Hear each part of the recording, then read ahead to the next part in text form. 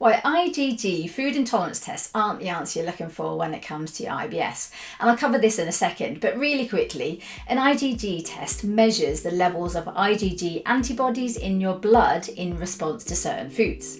And these tests are marketed as a way of identifying food sensitivities or food intolerances, with the greater increase in IgG supposedly indicating an intolerance. But research has shown that the presence of these antibodies is likely a normal response of the immune system to the exposure to food, and there's no robust scientific evidence to support their use in diagnosing IBS or even identifying food intolerances, and definitely not allergies.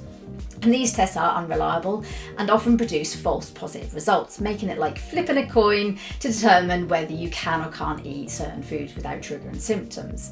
And even if your test does supposedly show that you're intolerant to certain foods, it doesn't necessarily mean that you'll experience symptoms when eating them.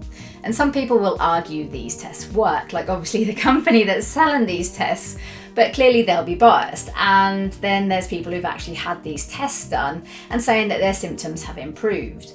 And this supposed reported success is likely just down to pure luck, because basically the company does a test of a list of foods and they measure your response. And then within that long list of foods, there's a good chance that one or several of these foods is actually a trigger for your symptoms. So by sheer luck, the test has hit the bullseye.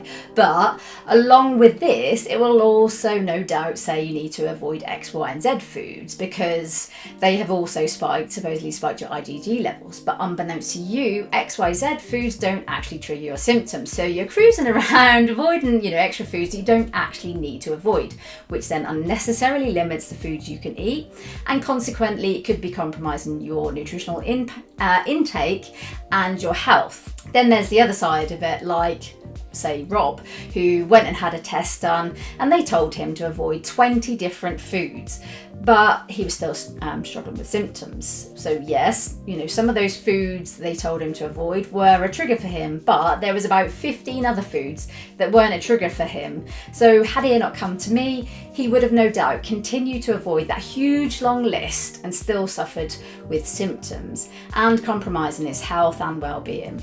And with my help, we found that there were other foods and other factors that were triggering his symptoms that they weren't in those test results. So he would have been oblivious.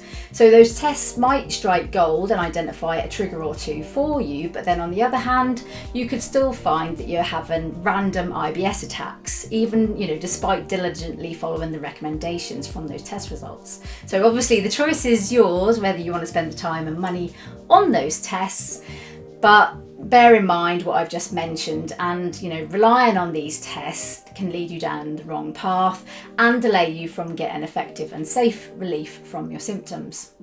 So I hope you found this helpful, and if you did, please give the video a thumbs up, and don't forget to hit the subscribe button so you don't miss out on more IBS tips and advice. Stay safe.